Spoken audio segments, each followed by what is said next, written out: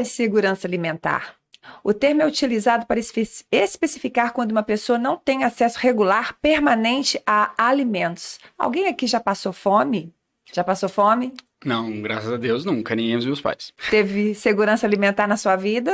Tive o tempo todo, ainda bem. Bem-vindos ao nosso canal, Cola Aqui a Dolly. Para quem não me conhece, meu nome é Valesca Salgado. Eu sou o Vitor Barroso e você está aqui no Colhe Aqui a Dolly. Nós vamos discutir sobre temas muito importantes e hoje é sobre insegurança alimentar. Desafios para acabar com a insegurança alimentar no Brasil.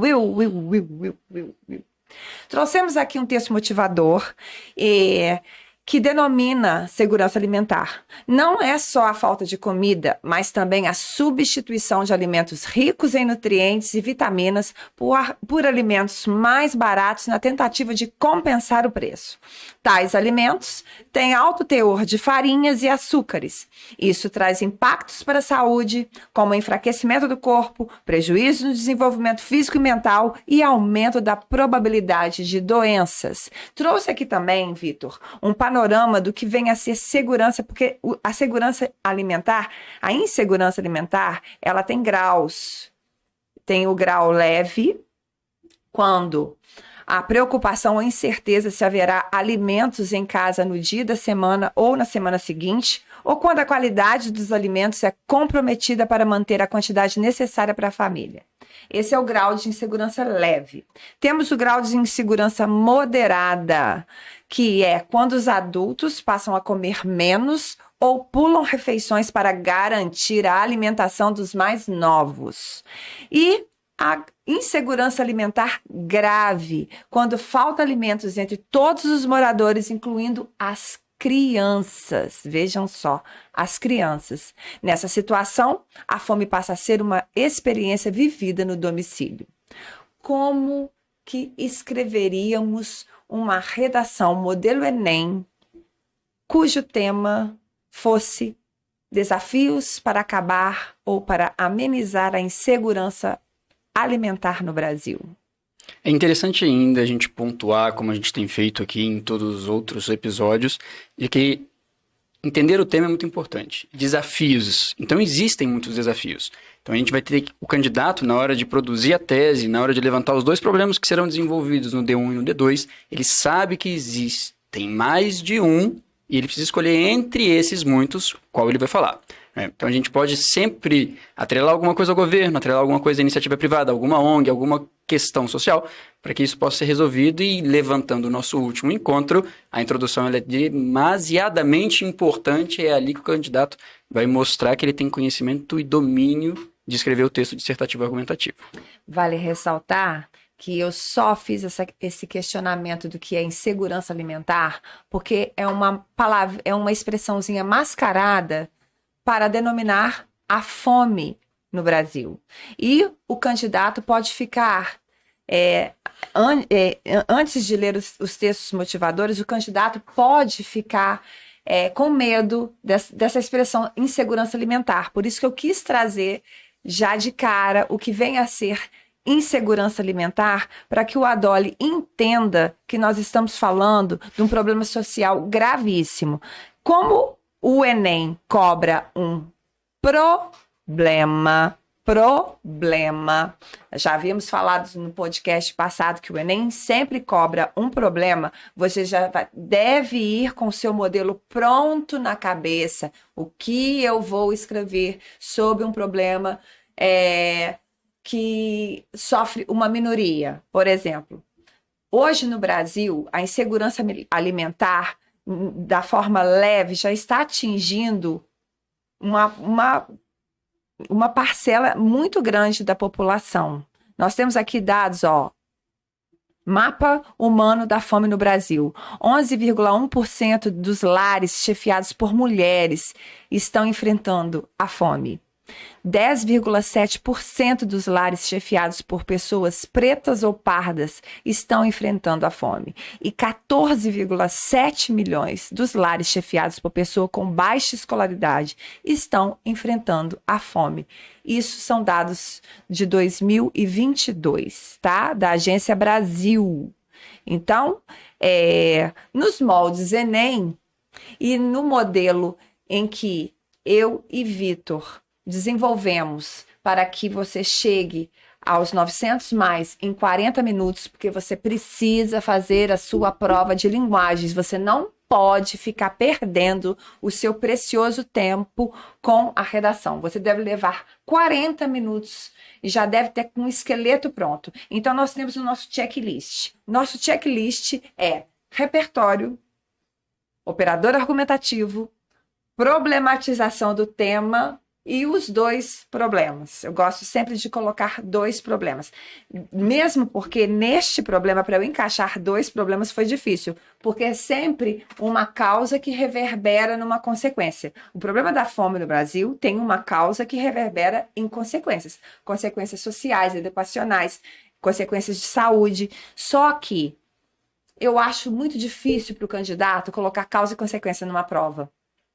Então, eu facilito a vida do Adolli. Eu coloquei 2 problemas contundentes para a gente poder fazer nosso checklist. Começaria o nosso checklist como? Se eu vou usar a Constituição Federal de 1988, eu vou atrelar um problema a quem? Ao governo. Então, sempre que você já tem um problema já delimitado para a sua redação. Todas as vezes que você for usar a Constituição Federal, você já pode atrelar a ineficácia governamental ou inoperância estatal, como você quer falar. A nomenclatura é com você. Você pode usar ineficácia governamental ou inoperância estatal para o seu D1. O D2, aí temos silenciamento das mídias, falta de empatia da sociedade, descaso da sociedade, negligência da escola, da família. Aí você vai escolher entre esses. Eu gosto muito do silenciamento das mídias, só que neste tema não cabe. Cabe o quê? Sociedade. E é por ela que eu me pautei em 40 minutos para escrever uma redação para vocês. Eu e o Vitor escrevemos uma redação e vamos comentar sobre essa redação para você fazê-la em 40 minutos, que é o tempo que você precisa fazer para você depois desenvolver a sua prova de linguagens e mandar bem no Enem, que é o que a gente quer que você faça. Você passe na sua federal, na federal dos seus sonhos, ou então passe na sua faculdade. Vamos lá. Eu começaria assim. Lógico que eu vou começar com o repertório sociocultural constitucional. São direitos sociais assegurados na Carta Magna de 1988 a educação, a alimentação, a segurança e o trabalho. Entretanto, a segurança alimentar no Brasil é um entrave às garantias constitucionais, colocando em risco a saúde de uma parcela da população em vulnerabilidade social, seja pela inoperância governamental em gerir insumos de qualidade a todos os brasileiros, seja pelo descaso de uma parcela da sociedade no que diz respeito a campanhas no combate à fome. Vejam que eu usei um tópico frasal, não, eu usei uma estrutura sintática de alternância, e eu gosto muito do seja pela ineficácia governamental, seja pelo descaso de uma parcela da sociedade. Eu sempre gosto de fazer essas orações coordenadas alternativas. Eu acho que dá um pé, eu acho que o texto fica redondo, fica coeso e impressiona quem? O corretor. O corretor. Você, Adolli, você tem que trazer mimos ao seu corretor. Pense nisso. Para você tirar 900 mais, traga mimos. Dê indícios de que você sabe escrever. Então, use esses recursos sintáticos. Eu gosto muito do recurso sintático, que no nosso curso, né, Vitor? A gente aprofunda com o adolescente esse recurso sintático de orações coordenadas alternativas, que você vai ver no nosso curso, tanto presencial quanto no online.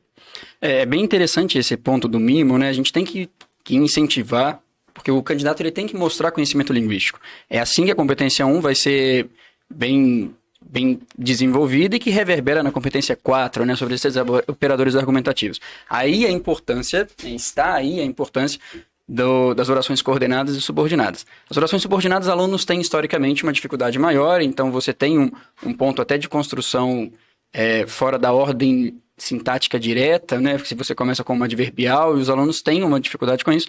Orações coordenadas, elas são simples, elas são básicas e deixam o texto bem curtinho, sem ser o do soquinho. Não é o texto do soquinho, é o texto que está ali com a forma mais simples do arroz com feijão e que o seu corretor vai gostar bastante, com certeza. E a gente desenvolvendo esses tópicos, né? Quando a gente pensa sobre essa ineficácia governamental, essa inoperância do Estado, a gente poderia usar exatamente o artigo 6º, como a Valesca fez referência a ele, sem nomeá-lo, então não precisava nem lembrar que o artigo 6º faz essa construção, mas a gente sabe que o artigo 6º já é uma construção, e na nossa plataforma está muito bem escrito, sobre como é um artigo coringa que você pode utilizar sobre essas questões de minorias e são garantias estatais, né, da federação. E vale ressaltar que a gente tem artigo para qualquer tipo de tema. Eu acho, você me fala um tema agora, eu te dou o artigo. Pá!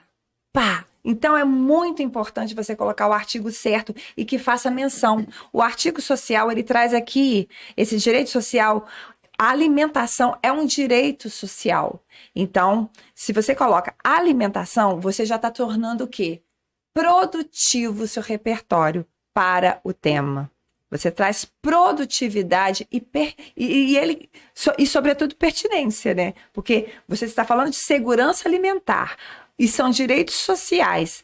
A alimentação, a educação, a alimentação, eu coloquei, são vários, eu coloquei só a educação, a alimentação, a segurança e o trabalho, porque o que permeia a alimentação é o trabalho também, né? A educação está muito ligada, diretamente ligada. Se você está inserido no mercado de trabalho, é porque você teve uma educação de boa qualidade, você tem saúde. Se você tem segurança alimentar, você tem também saúde. Então, por isso que eu escolhi esses direitos sociais para colocar aqui para vocês. De alguma forma, um só é garantido pelo outro, né? Muitas famílias, a gente sabe que é uma realidade infeliz na sociedade brasileira, muitas famílias mandam os filhos para a escola justamente para que eles tenham garantia de pelo menos uma refeição no dia, né? Quando elas estão no ponto da insegurança alimentar. Ou simplesmente da fome, né? Quando a gente volta a permear o mapa da fome mundial desde os últimos anos, isso é muito importante que o candidato traga isso para sua mente e que ele poderia utilizar facilmente, né? Dentro dos textos de apoio dessa proposta, o mapa da fome aparece ali justamente aumentado pelas famílias que são chefiadas por mulheres pretas ou pardas ou com escolaridade menor. Então isso é muito importante e isso figura no quadro da fome e é uma realidade nacional.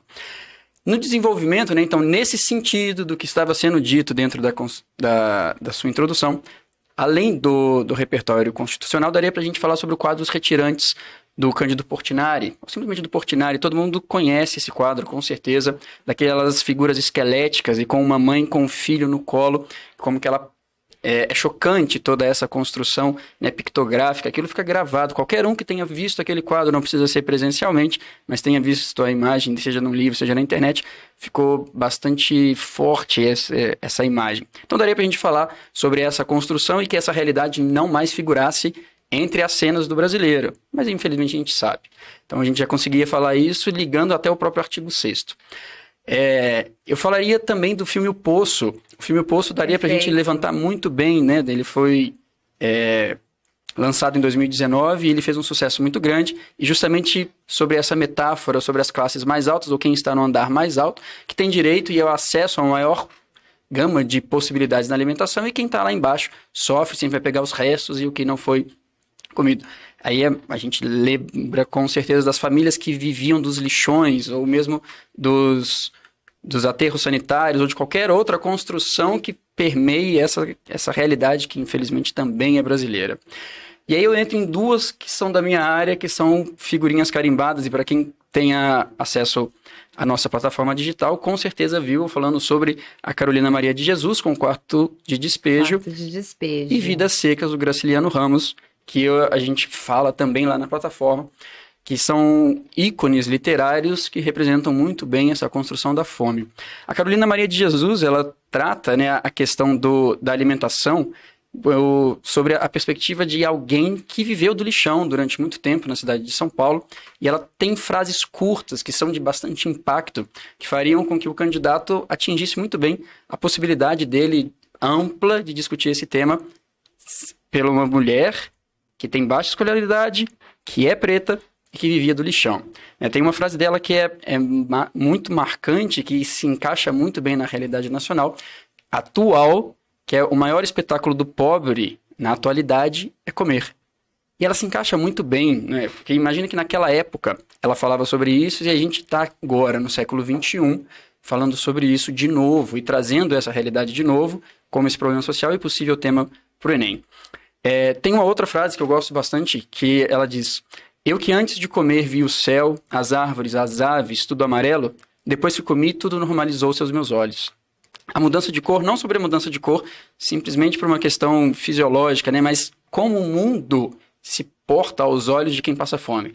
Felizmente, eu acho que para nós dois isso não foi uma realidade durante o nosso desenvolvimento, até a fase adulta, nem agora, né? Mas a gente sabe que do nosso lado, para os nossos alunos, isso já foi alguma realidade, com certeza, e como que os olhos enxergam o passar da fome e como o processo empático ele é muito maior para quem já passou por isso. Então, e aí, a última, que eu acho mais pesada de todas, é a tontura da fome é pior que a do álcool. A tontura do álcool nos impele a cantar, mas a da fome nos faz tremer. Percebi que é horrível ter só ar dentro do estômago. É bem pesado quando você diz um negócio desse, né? E ela traz isso como uma realidade que é vivida, e aí é mais bonito ainda, porque é a primeira mulher preta a publicar um livro dentro da literatura nacional, e você tem um repertório pesadíssimo para usar sobre isso, falando sobre a insegurança, e ela cria os filhos dessa forma e sai do lixão e vai ter a própria casa, atingindo o sonho dela, sendo uma escritora com cadernos que foi retirado daquele lixão. Foram diários que ela escreveu e que viraram o quarto de despejo. Quarto de despejo, né? Um jornalista que passou a perna nela, aí a gente não vai entrar nessa questão. A gente não vai entrar nessa questão, mas foi um diário. O que mais me chama a atenção nessa obra é que é um diário, e é um diário muito real. Né? É o retrato da fome no Brasil. Eu queria também ressaltar que existe uma lei de segurança alimentar, a Lei 11.346/2006. Então, existe uma lei que assegura o direito humano à alimentação, além da lei constitucional, que é o nosso repertório coringa. Talvez, se viesse numa prova, viria a lei 11.346, com certeza, como veio a lei do registro civil ano passado na prova. Tem uma cara do INEP, né? Assim, eu acho bem interessante se a gente pega ainda sobre esses desenvolvimentos, né, que a gente tem sobre o século XIX, a gente pega sobre o liberalismo que acontece também no século XIX, e uma das questões, caso o candidato prefira por um viés mais histórico ou mesmo mais social, ele pode falar sobre o liberalismo e o neoliberalismo presente na sociedade brasileira justamente por conta dos estoques reguladores que nos últimos anos não foram refeitos. Isso faz com que não haja intervenção do Estado, o que deveria haver, garantindo o menor preço da cesta básica para todo brasileiro. Isso dificulta o acesso a todas as pessoas que são desempregadas ou que vivem com uma renda abaixo do salário mínimo. Então seria muito importante, caso o candidato tenha uma facilidade histórica ou sociológica, filosófica, resgatar-se a ideia do liberalismo e essa não intervenção estatal na economia. E falando do descaso como o desenvolvimento 2, que é o descaso de uma parcela da sociedade, porque eu quis colocar duas causas propositais para te facilitar a vida, Dolly. Para você não ficar pensando em causa e consequência, que eu acho uma estrutura, causa e consequência é uma estrutura que vai fazer com que o Adolli pense mais e gaste bastante tempo. A forma do argumento lógico, né? Ou do silogismo por si, ele faria com que o candidato perdesse mais tempo. Eu me sinto mais segura em escrever duas causas e acredito que todos os Adollis também se sintam mais seguros em escrever duas causas. Por isso que eu coloquei aqui o descaso de uma parcela da sociedade no que diz respeito às campanhas no combate à fome. Aí eu queria que você desenvolvesse, Vitor, o D2.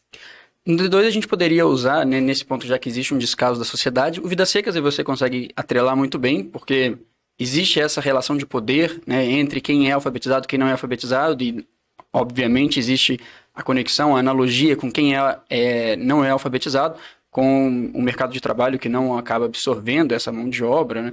Então, vai passar, obviamente, muito mais dificuldade. E a agenda da ONU de 2030, que no quarto diz que quem é signatário, o Brasil foi signatário em 2015, que deveria erradicar a fome dentro dessa construção. Então, o que a sociedade está fazendo para erradicar essa fome? Ou, lembrando do personagem Fabiano, o que a sociedade está fazendo para acabar com os inúmeros fabianos que existem na sociedade. Ou a sociedade está justamente como dono da fazenda, que impunha certas obrigações e retirava alguns dos direitos desses fabianos para que ela se ficasse melhor, né? E que, historicamente, reverberasse a ideia de que quem tem dinheiro fica mais rico e o pobre cada vez mais pobre. Lembrando as meninas aí. E eu queria que você falasse um pouquinho também da cegueira moral do menino Bauman. A cegueira moral é muito importante porque existe a ideia da anomalia, né? Dessa anomalia do outro. A gente descaracteriza o processo de humanização e os torna animal. A gente zoomorfisma a parte da sociedade ou a gente fecha os olhos porque a gente não quer ver. A gente vê um morador de rua, alguma pessoa que está em estado de morador de rua, né? Ou alguém que está passando fome, a gente apaga isso da nossa mente e a gente não quer mais ver. Essa ponta da negação da alteridade social ao outro e essa desumanização é muito bem posta pelo Bauman.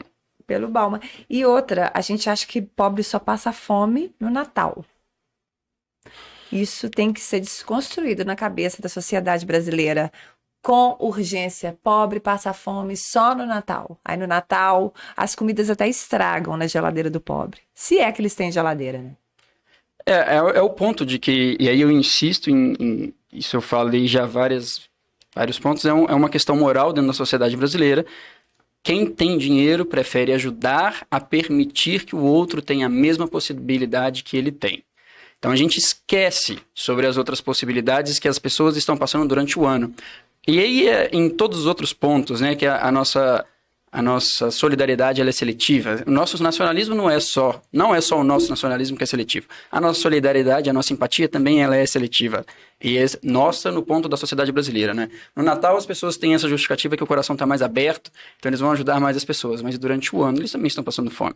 Eles também têm a necessidade de uma refeição completa. Não só aquele resto de pão que você não quer, ou aquele resto de comida, ou aquele produto que já venceu ou está próximo do vencimento que você acaba disponibilizando quando alguém passa na sua casa. E vale ressaltar uma coisa muito importante que agora eu lembrei, falando da ineficácia governamental, há um paradoxo muito grande, pois o Brasil é o terceiro maior produtor de alimentos do mundo, só perdendo para a China e para os Estados Unidos. Então, é um paradoxo. O terceiro maior produtor de alimentos no mundo, com um agronegócio muito bem estabelecido no mercado, ter a sua população em insegurança alimentar. Aí me lembra Hegel que fala que o Estado deve cuidar dos seus habitantes como um pai cuida dos seus filhos. Você pode linkar esse repertório, que é um repertório coringaço de Hegel, para também a questão da inoperância governamental, que eu acho muito bom, dar um pé danado. Com certeza. Isso faz muito bem com a cegueira moral, né? Porque é sobre essa questão de indiferença ao próximo.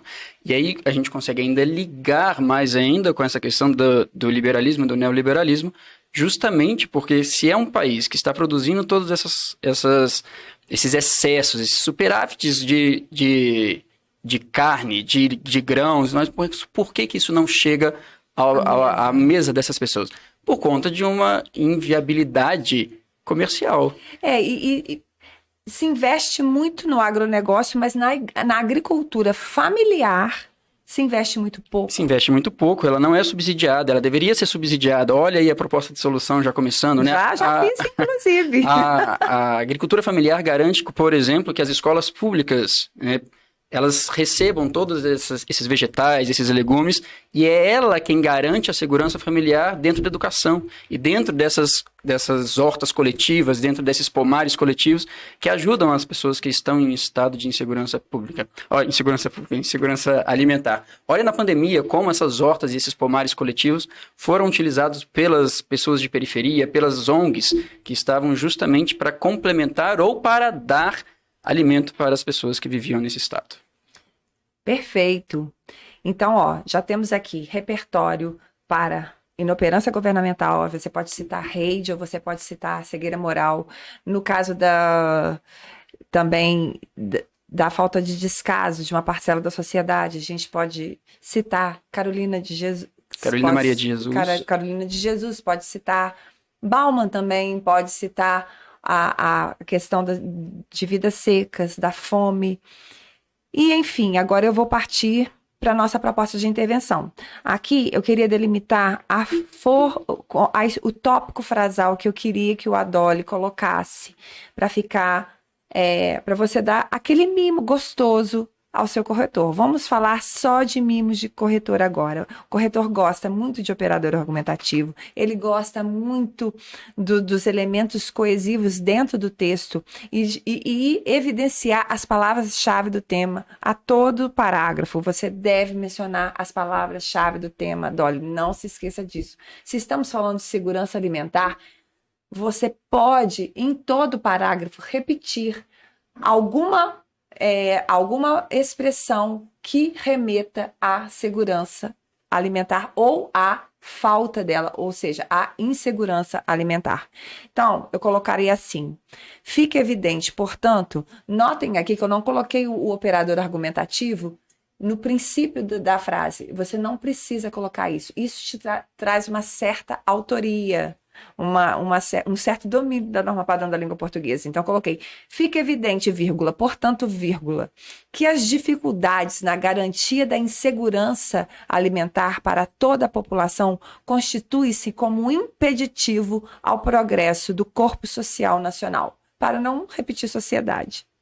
Destarde, o Ministério da Cidadania, que é o nosso agente, que ele deve conter na nossa proposta de intervenção, para você ganhar 40 pontos, porque a proposta de intervenção ela tem que ter agente, ela tem que ter ação, ela tem que ter meio modo, ela tem que ter finalidade e ela tem que ter, para você tirar 900 mais, que é a cerejinha do bolo, a retomada do seu repertório de introdução. Então vamos lá. Destarde, o Ministério da Cidadania deve criar ações para efetivar a Lei de Segurança Alimentar. Isso é a ação. Agora eu vou falar como que essa ação vai ser executada. Por meio de verbas que fomentem o aquecimento da agricultura familiar, com o fito de assegurar às comunidades de baixa renda a comercializar insumos com índices de alto teor nutritivo a serem produzidos em grande escala nas comunidades mais carentes. Somada a essa ação, olha que eu coloquei isso propositalmente. Eu quis colocar somada a essa ação, como um operador argumentativo e evidenciando que você está tecendo uma ação na sua proposta de intervenção. Por isso que eu coloquei, somada a essa ação, deve-se implementar parcerias com a iniciativa privada na criação de campanhas no combate à fome em todas as cidades brasileiras, com projetos que beneficiem famílias carentes em compensação de isenção de impostos. Então, o que eu fiz? Eu detalhei uma proposta de um desenvolvimento, uma ação, uma proposta de intervenção de um problema e mencionei o outro problema. Por que eu mencionei o outro problema? Porque na minha competência 3, ele vai valer. Eu tenho que mencionar 2 problemas. Preciso detalhar apenas um, mas devo mencionar os 2 para eu garantir os pontos na competência 3, que é muito importante essa competência. Coesão e coerência, né? Nós estamos voltando lá para o nosso parágrafo inicial. Exatamente. Então, você não precisa detalhar 2 problemas, mas você tem que mencionar esses 2 problemas. Então, eu coloquei que beneficiem famílias carentes sem compensação da isenção de impostos. Somente assim, isso aí é a retomada que eu vou fazer do meu repertório. Os direitos sociais garantidos a todos serão verdadeiramente colocados em prática na sociedade civil. E assim a gente fecha o tema insegurança alimentar. Olha, Adolli, querido, eu queria que você botasse reparo neste tema. Não sei porquê. Bote reparo, Adolli, bote reparo. Se a gente pensa sempre no que acontece no primeiro semestre, né? Olha o quanto a mídia propagandeou essa questão da insegurança familiar. Seja por uma questão de denúncia do governo ou qualquer outra situação, isso foi muito propagandeado e tem cara de INEP. O INEP fala sobre isso porque ele está ligado à educação, isso está ligado à plenitude da saúde, então é bem interessante que ele consegue abarcar diferentes temas. É uma minoria que tem crescido, né?